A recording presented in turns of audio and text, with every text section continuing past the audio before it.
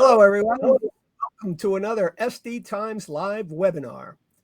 Today, we're going to be looking at how value stream management evolved from manufacturing floors to software development and what that can mean for organizations looking to improve their processes and products. I'm Dave Rubenstein, Editor-in-Chief of SD Times. Joining me today are Scot Garrison. He's new Senior VP of Operations and Customer Success at VSM platform provider ConnectALL. How you doing, Scott? Doing great. Good to be here, Dave. Thank you. Also with us is Lance Knight. He's ConnectALL's Chief Operations Officer and a longtime value stream evangelist. Thanks for being with us here today, Lance. Hey, it's always a lot of fun. Yeah, okay. So before we get going, I just have a couple of quick housekeeping announcements.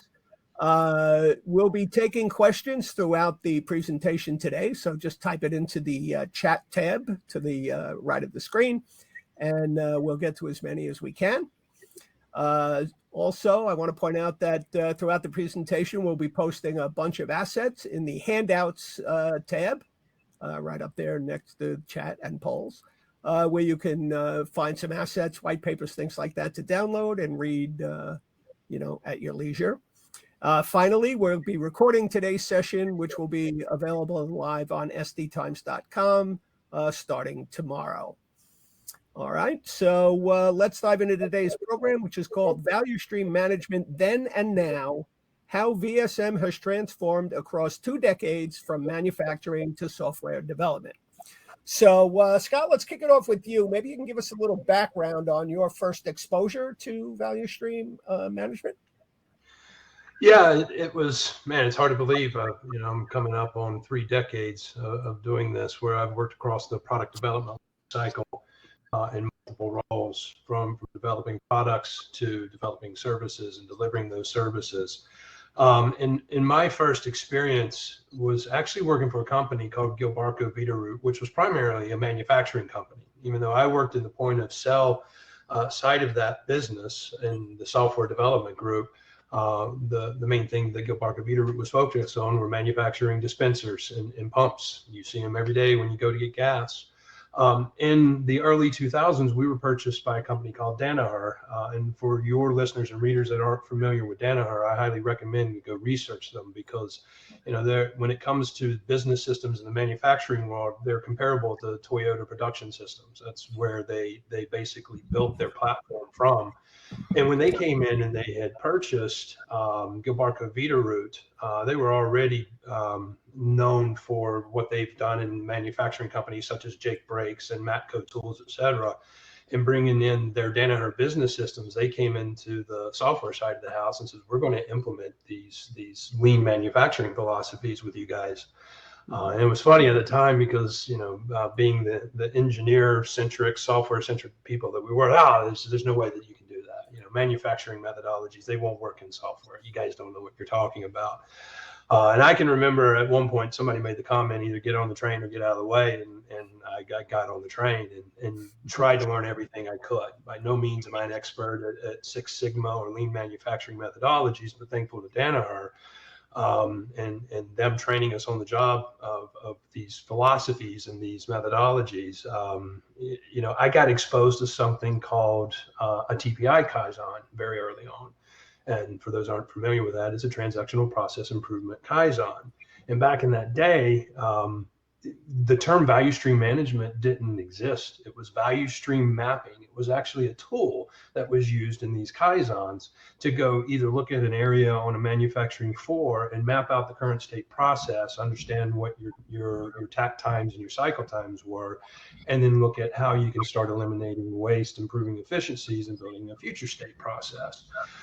So it was very much focused on your end-to-end value stream, whether that be your entire development process or whether it be a subset of it. And some of these Kaizons that we would sit in, we would start with mapping out an entire process. So if we would look at config management for one of those, build management in the software world, it's something that, we were going to a common platform from a very bespoke point of sale system.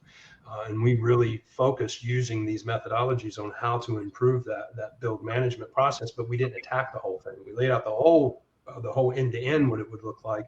But then we would focus on an area like chicken and code.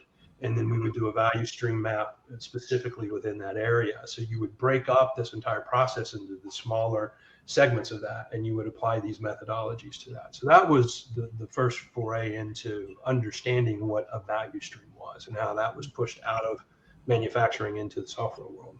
Right. Lance, I'll ask you the same thing about where you got first exposed, but also, we've heard the term Kaizon associated with value stream a lot. Maybe some of our attendees aren't familiar with what that actually means, and perhaps you can tell us a little about that as well.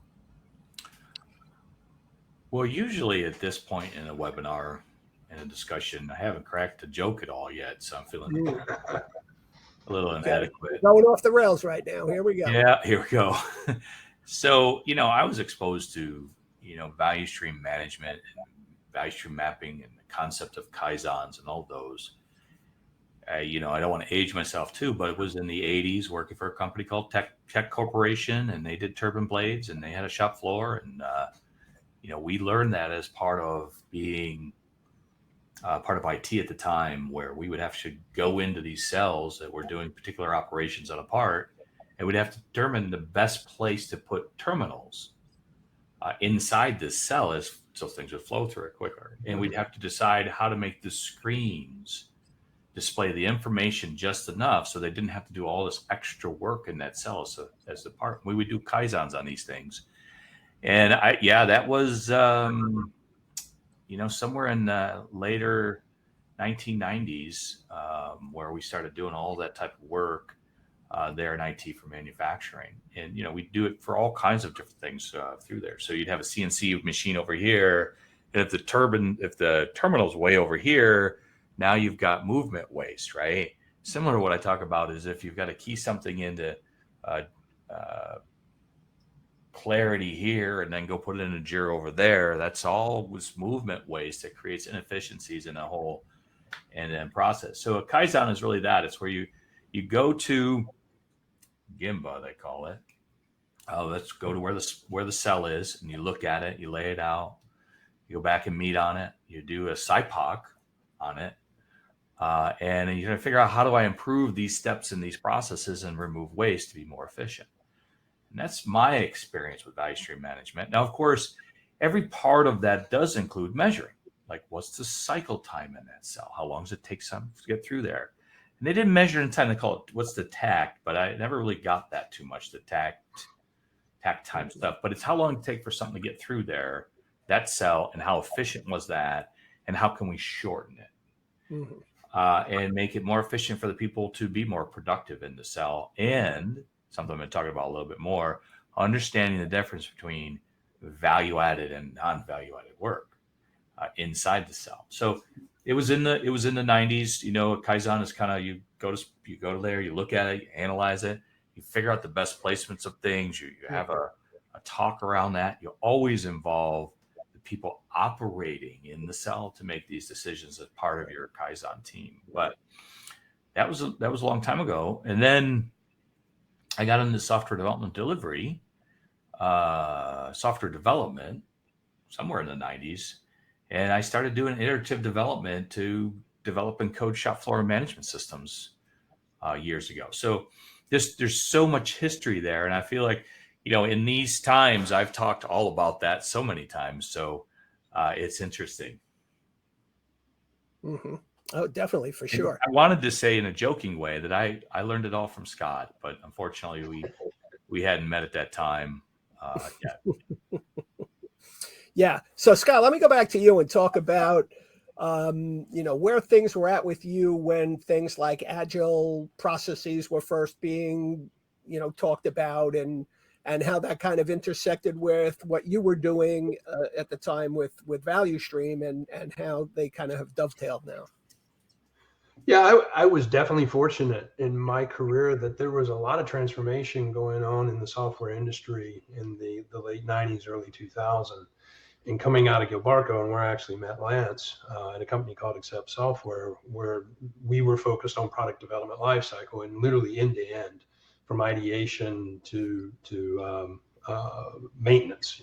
It's that whole process of how you build your product, well, how you build your requirements, you build your products, you deliver your products, and you maintain your products.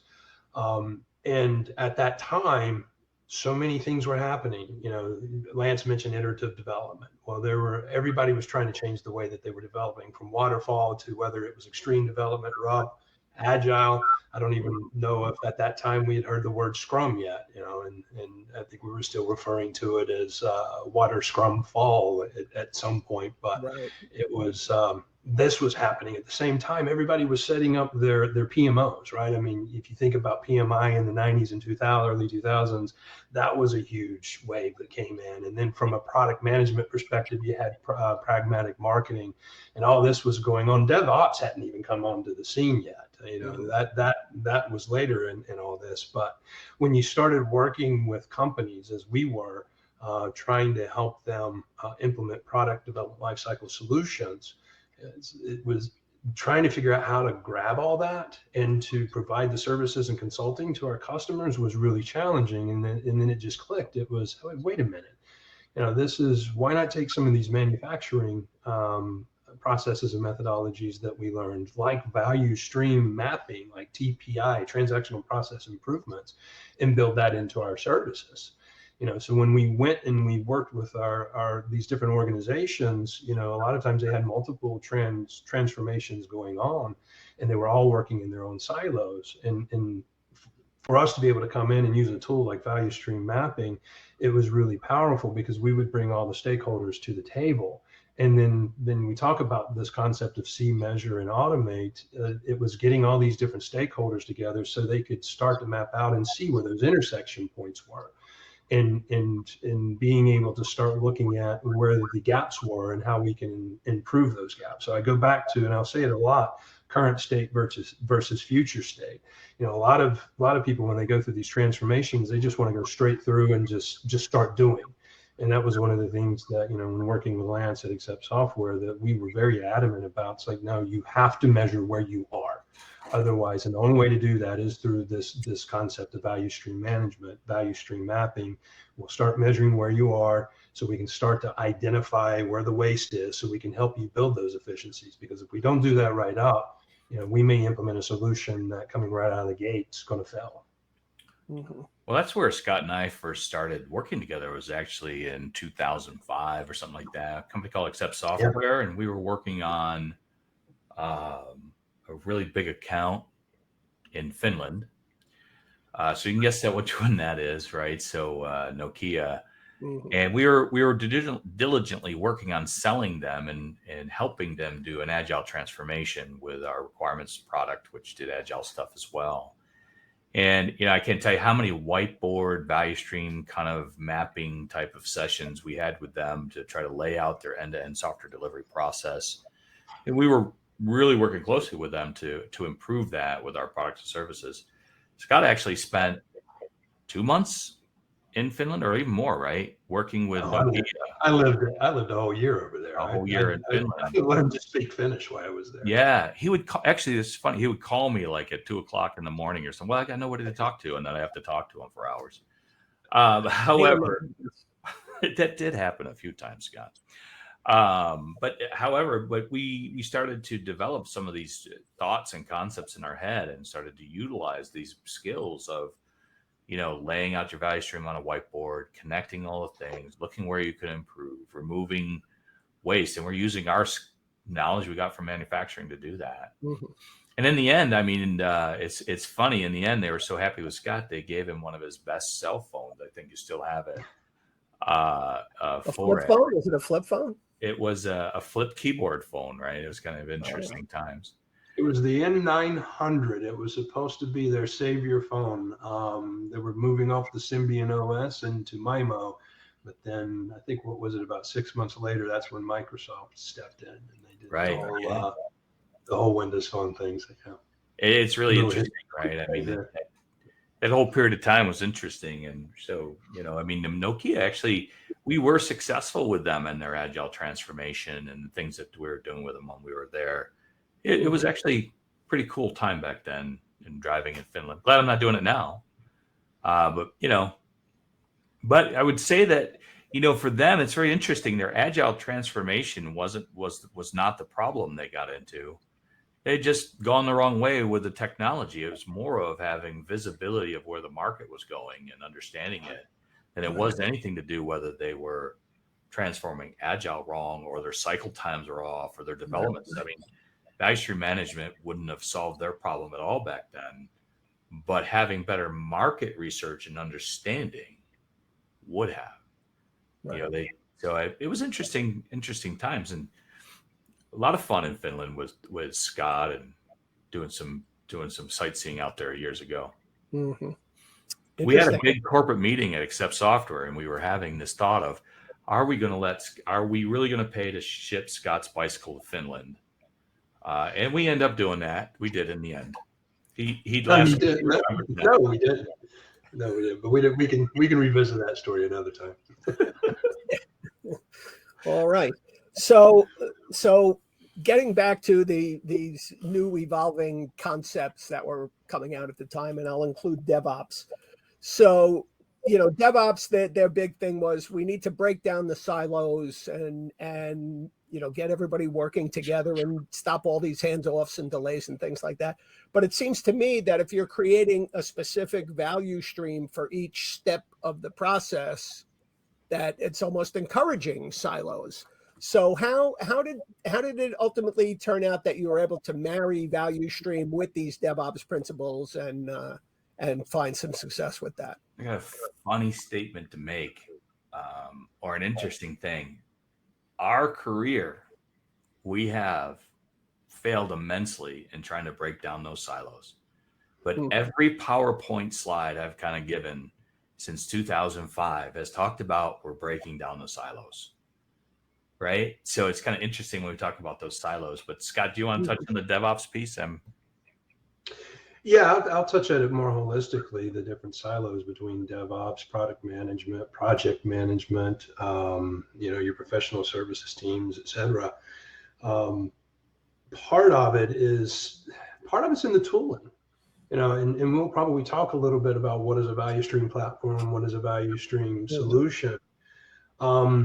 It's part tooling and it's part cultural. And what I mean by that is you go into any company, and based off of where the culture is revolving around, if it's revolving around DevOps, then all your processes and tooling revolve around the DevOps tools. So your professional services people, your product management people are all working in different tools. And that's where a lot of that siloing comes from, because people are working to improve their processes, and what we in trying to, and they're actually lobbying for their tool. I don't know how many organizations that I've either worked with or worked in that's like, well, we use Jira, well, we use Azure DevOps. Well, no, and people will actually, you get a lot of infighting over the tooling. Therefore, that translates into the infighting over the process and who owns the process. Right. And regardless of where we were in our careers and what we were doing for our clients, we tried to remain agnostic. And fortunate enough, our tooling, and as is with ConnectALL today, we're agnostic. We don't sit in any one of those disciplines. Our tool isn't necessarily a DevOps tool specifically. Yes, it is a tool for DevOps. It is a tool for product management. It's a tool for everybody. So being able to step in an organization and win that organization's trust that, hey, we are the advisor here. We don't have any stake. We're not here to promote Jira. We're not here to promote AHA. We're not here to promote, SAP. We're here to help you connect all that. And the first way that we need to do that is we have to bring everybody to the table. I understand that, the vice president of engineering brought us in for DevOps, but Mr. Vice President, we need to bring the other people to the table as we do this, because you're not going to be successful for sitting in the silos. So we would have our process meetings, and I would always make it mandatory for these process improvement meetings that you had to have a stakeholder from every one of these groups. And we will start small. If it's nothing more than we need to be able to generate specific triggers coming out of failures in a build, et cetera, and having those go back into either Jira or Azure DevOps, we'll start there. But we still need to have your product management team there. We still need to have everybody there, because it's the same concept in a Kaizon.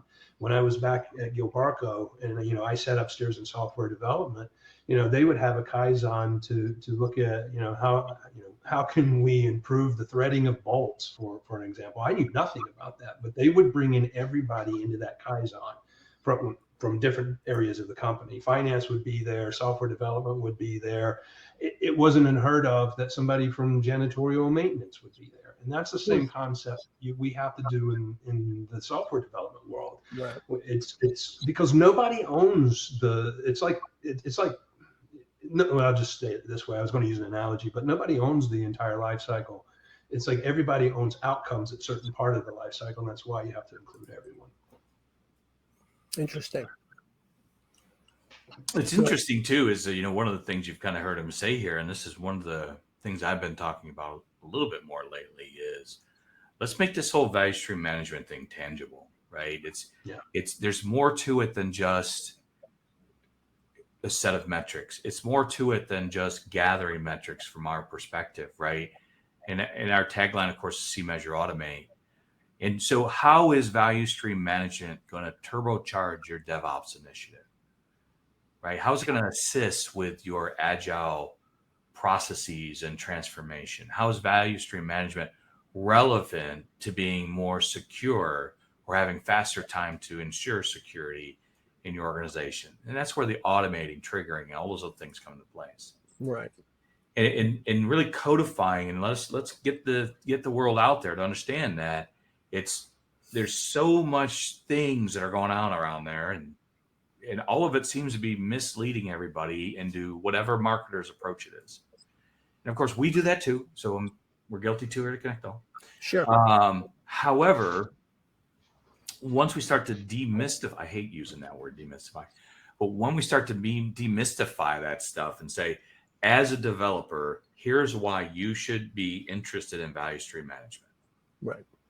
We put an article together on that, Dave. We did. As a DevOps person, here's why value stream management is important to you. As a portfolio manager, here's the value you can get out of putting a value stream management solution in place.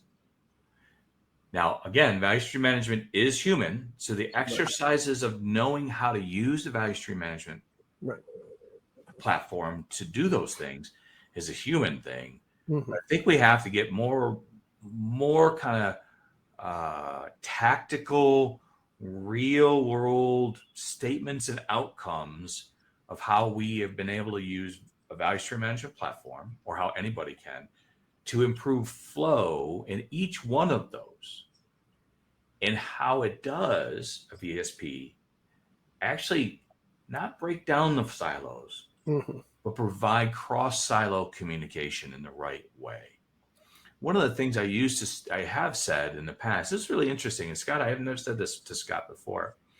When we started working in this space, let's say just the integration space that we've been talking about, what's really interesting, and one of the epiphanies I've said in different things, is when we set up a basic connection, and we call it a synchronization connection at ConnectALL, but it's an integration. Let's make it a simple integration from Jira to AHA, right?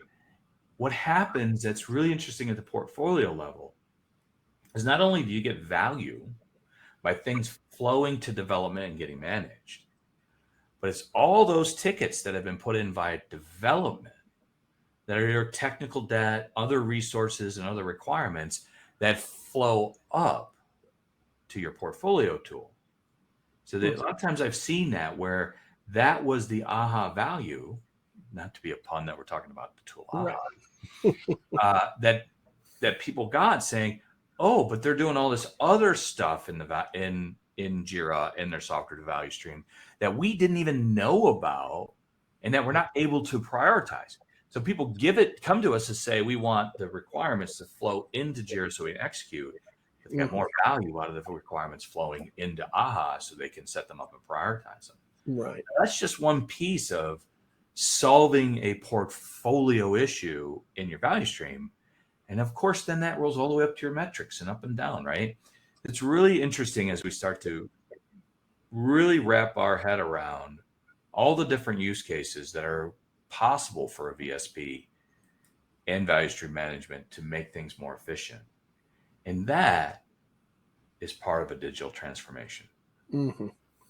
So let me ask you, when you first, came across value streams in manufacturing, and now people are looking to apply it to software development, which is much more complicated and complex than just putting out the same part of a car or something over and over and over again. Has value stream changed in any way, or is it a perception that it needs to change to accommodate software development, or is value stream and value stream management just what it is, hasn't changed, and people are just complicating it for no reason? What's your view on that, Lance? Well, you know what my perspective is, Dave, before you ask that question. It's kind of a setup, I'll admit. Yeah. I think, and then I'll let Scott put his 2 cents into it, because it is the same. It is a value stream. Material comes in as a work request and it flows out the other side. Very simply put, there is a definition of what it is. Value Kind of like my lunch. I'll say it for everybody here. A value stream is, simply put, the activity it takes, both value added and non-value added, to take raw materials to the waiting arms of the customer. That's all. And the rest of it is what we're putting into it to make it complicated. It doesn't say in that a value stream is there to tell you if you're delivering anything valuable. It's there, just the activities and the steps that it takes to deliver it. So does that apply to software delivery? Yeah, of course it does, right? It's work intake code. It's work intake. You go through your process and you deliver to your customer. Now, the difference is between that and manufacturing is batch sizes are different. It's knowledge work, not repetitive work. It's a little bit of artwork. It's a different type of thing. So there's differences, but the high level is just the same. It's not metrics. It's not OKRs, right? All those things are relevant. Right. You had this question to me on purpose because you knew I would go off on this question. I knew it. So you're right. You did my speaking. I remember my speaking slide with you guys on that, right? So exactly. This is the thing. Is it value management or value stream management? What are we doing, right? I think a VSP should provide both. But value stream management is just what I described. And this, I'm pretty sure that's what Scott's experience is as well. Because I'll tell you what, I think it was probably over 10 years ago now. No, 7 or 8 years ago, Scott designed the first value stream management assessment program when we were at that little company in Vancouver.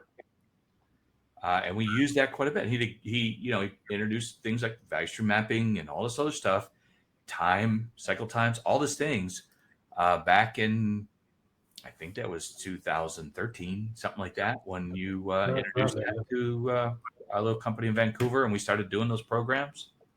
Yeah. And the company's got great value out of all that. And it wasn't anything revolutionary. I mean, I took training material that I had on a TPI Kaizen, Transactional Process Improvement Kaizen. It was a book about that thick, and it had some value stream maps as an example. And to answer your question,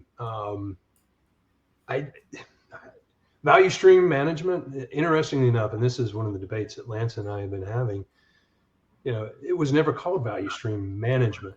When back when I was working for a Danaher company, value stream mapping was a tool. Value stream was a thing.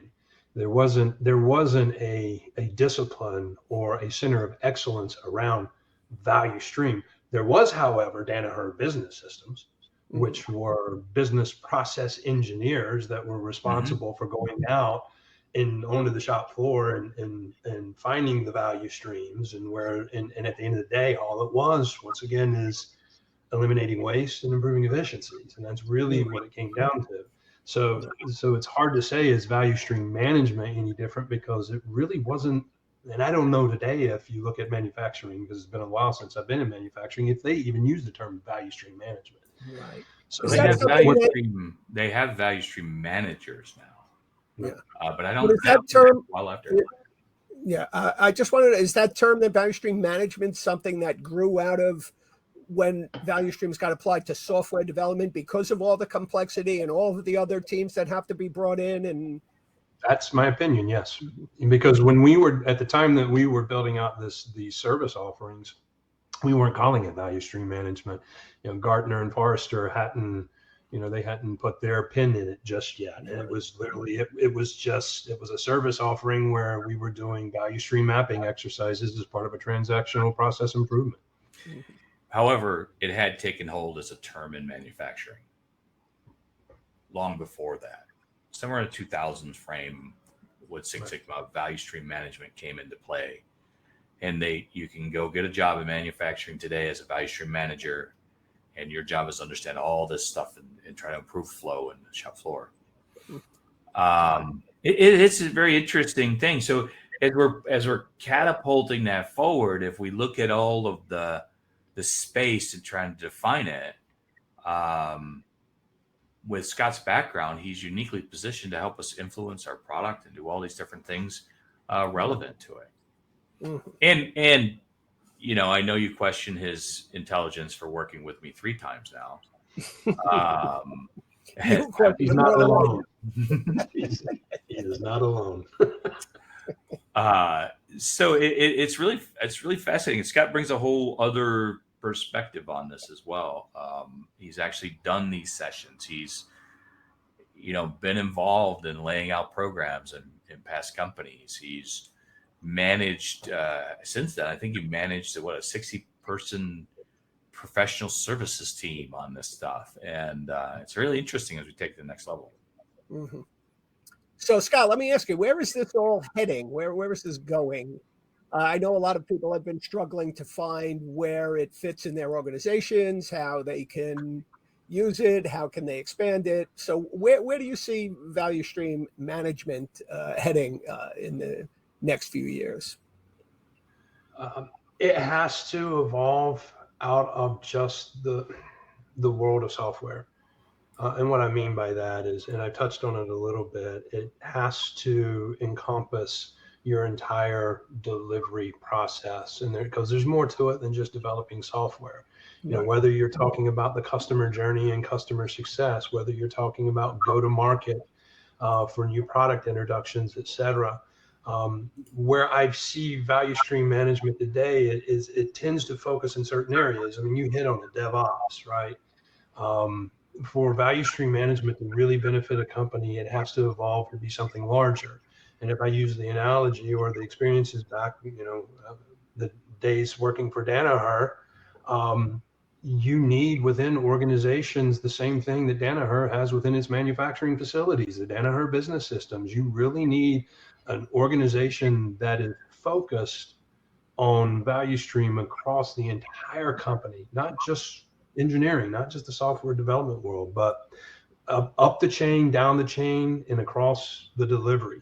And in order to do that, you have to bring everybody. That's why I'm a firm believer in the concept of Kaizons. You should never improve a process in a silo. You should never be working, we'll use the DevOps analogy again, we should never just be improving the DevOps world without including, other people in that process. A lot of people forget about finance. Finance is important.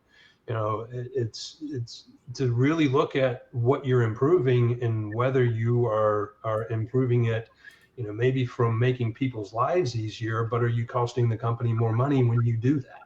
That's where the real measure comes in, right? Or we talk about eliminating waste. We talk about improving efficiencies, but have we talked about increasing revenue and lowering costs? Well, we hope that those two things do that, but that's a perfect reason why this has to be a company-wide thing. So where I see it going for these software companies, and some already have them, is you really do need a transformation office. That is pulling from all the subject matter experts. Mm-hmm. Interesting. All right. I'd like to remind our attendees that if they have any questions for Lance and Scott, now is a good time to type those in as we're heading into the Q&A portion of today's presentation. So I'll start off with an interesting question that we have. So what disruptions to the current way of doing things are you seeing emerging from this movement to value stream management within software organizations? How disruptive is this to how businesses operate? Lance, I can take that. I was trying to be quiet. It's tough for me. I'll take a stab. I don't think there's enough disruption.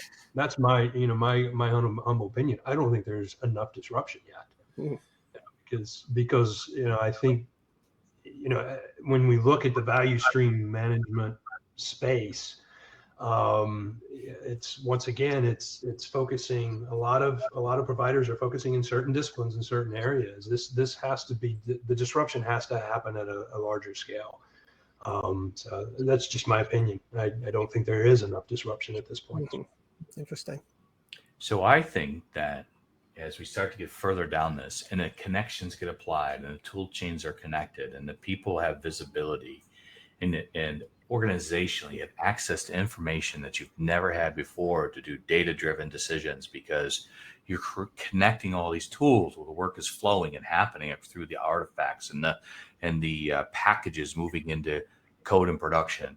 When that becomes visible, the disruption will be organizational dysfunction turned into a little bit more to organizational function. I mean, you're always going to have dysfunction, but once somebody has the ability to actually say, oh, well, why is this team developing more code that's got more defects? And they actually can see that where they can't today. It's that unparalleled visibility that once you get it all kind of looked at, and you're not just looking at certain, you're looking at all these things, you can then figure out how to be more effective in your organization. And that will be a disruption to some people and to organizations too. I when you think about digital transformation, it's about disrupting, right? And so I think organizations today focus so much on, I want to make sure that I'm delivering a quality thing. I want to hit the features and functions my customers want. But how about disrupting inside your organization? When you realize that there's 5 extra steps in something, there's a problem. And the disruption, to say in a great marketing way, will be the unpredictable becomes predictable. You can quote that later. Let me jot that down. Unpredictable. The unpredictable becomes predictable. Yeah, there you go. Got it. And I think the other thing too, this is interesting, because as I'm thinking through the disruption, that visibility, and I've been talking about this interesting thing for a while about the 4 monkeys with raincoats, right?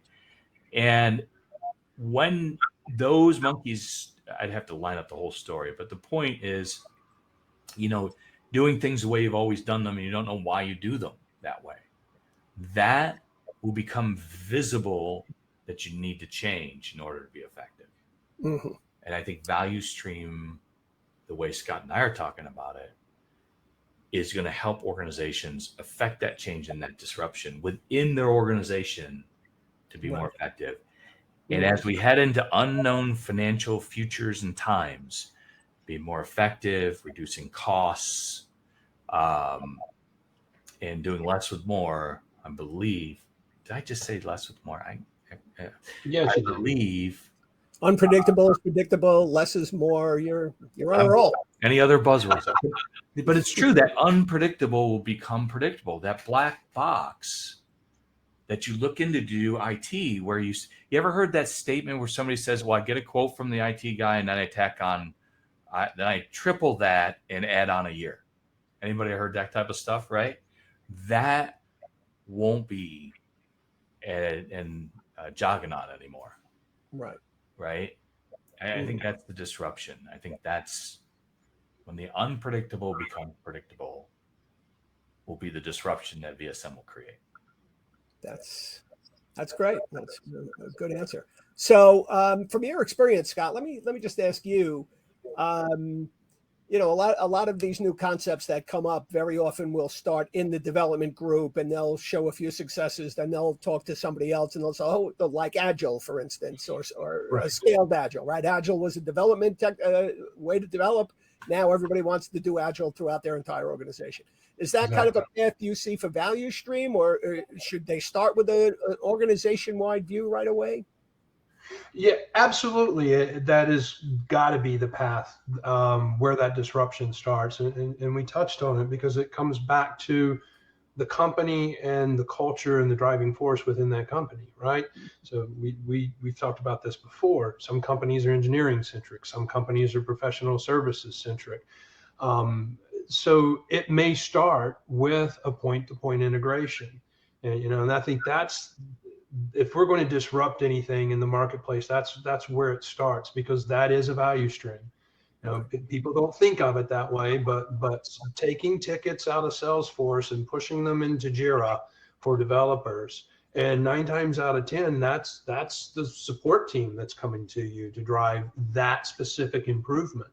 So, Lance touched on this. The key to that being successful is the see, measure, and automate. And it's that measure piece and being able to show those metrics, be able to show the improvements, be able to show the gains.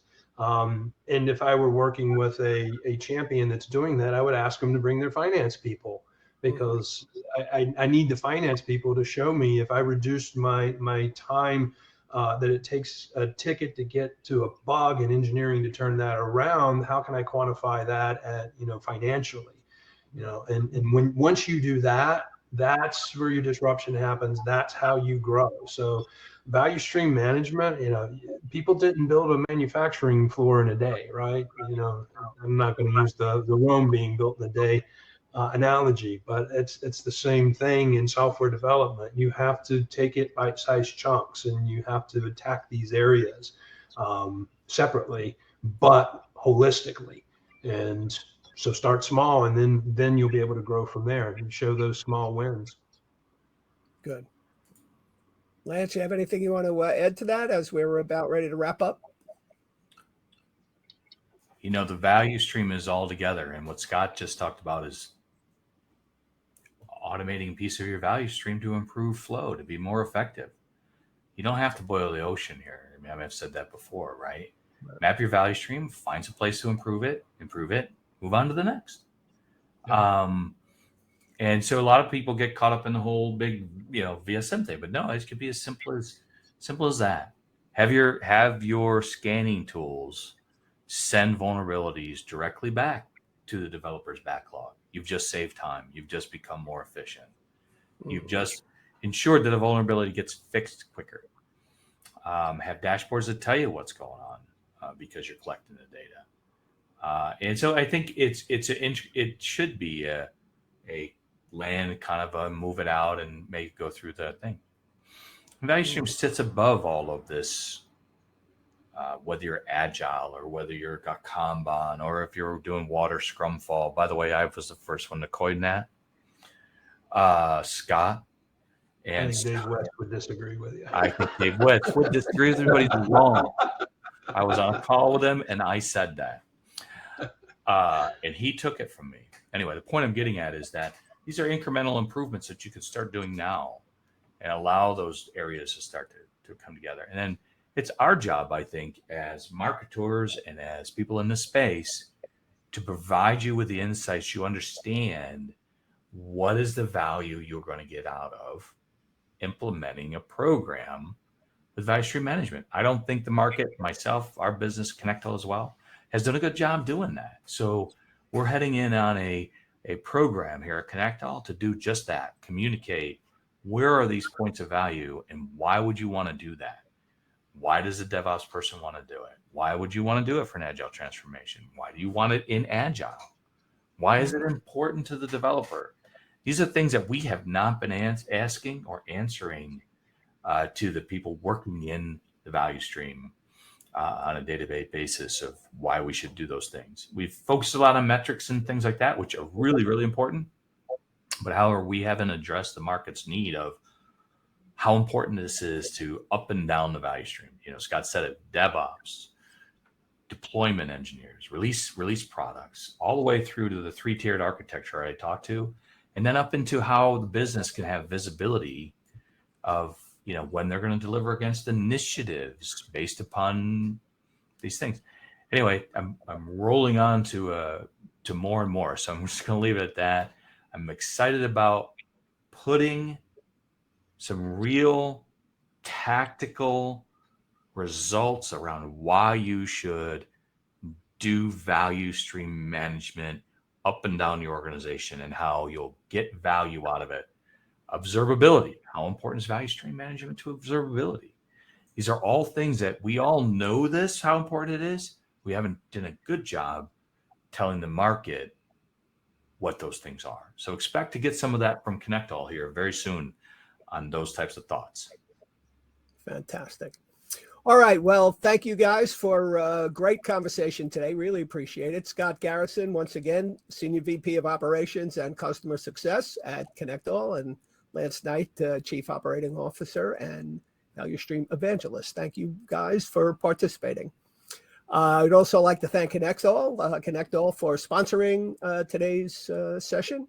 And of course, always thank you to our attendees who hung in there to listen to what I thought was a very value-added conversation. So thanks for being with us. And until next time. Not feckless. Yeah, not feckless, worthwhile. You know, and less is more. Let's boil the ocean and make the unpredictable predictable. Until next time. And we will get value. Yeah, good one. Thanks, Scott. Okay. So thanks, everyone. Dave Rubenstein again, Editor-in-Chief of SD Times. Until we do this next time, so long for now. Thank you. Thanks, guys.